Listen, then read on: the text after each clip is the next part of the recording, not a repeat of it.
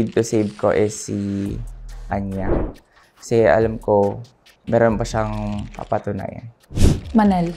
She taught me all the positive vibes, energy, affirmation, actions. Manel, because nakita po namin na si Manel, isa siya sa mga hindi kumain. Kaya masasabi ko po na she is worthy of saving.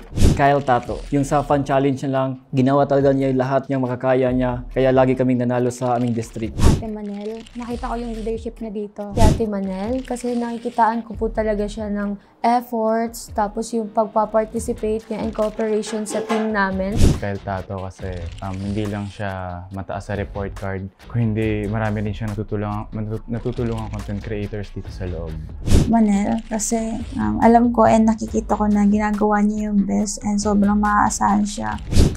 Si Kyle ang isa sa mga leader dito sa loob ng mansyon.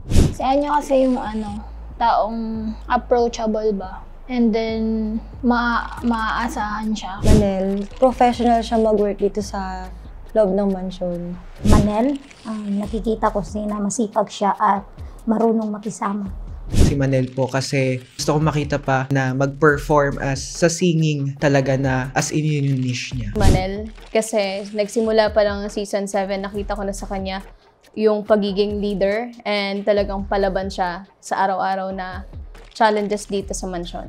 Manel for me is she's stepping up to be a leader and also she's grinding to have a good results. Manel. Dahil po si Manel ay hindi siya mahirap i-collab. Yes, as in pagsabihin mo siya na mag-collab tayo sis, is collab siya, makipag-collab siya agad.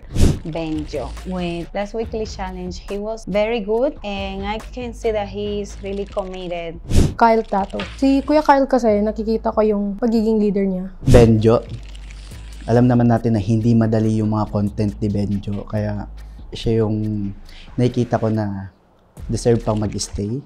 Benjo, kasi kita ko yung improvement niya. Si Lloyd, kasi nakikitaan ko po siya ng potential as a host and content creator dito sa mansyon. Manel, nakikita ko kay Manel yung improvement niya. Like kahit anong iba mong challenge, kumanta, sumayaw, mag-content, mag-picture, kaya niya yung gawin. Liza po. Nakikita ko po na hindi po siya nawalan ng pag-asa para lumaban at taas noo pa rin siyang lumalaban hanggang ngayon.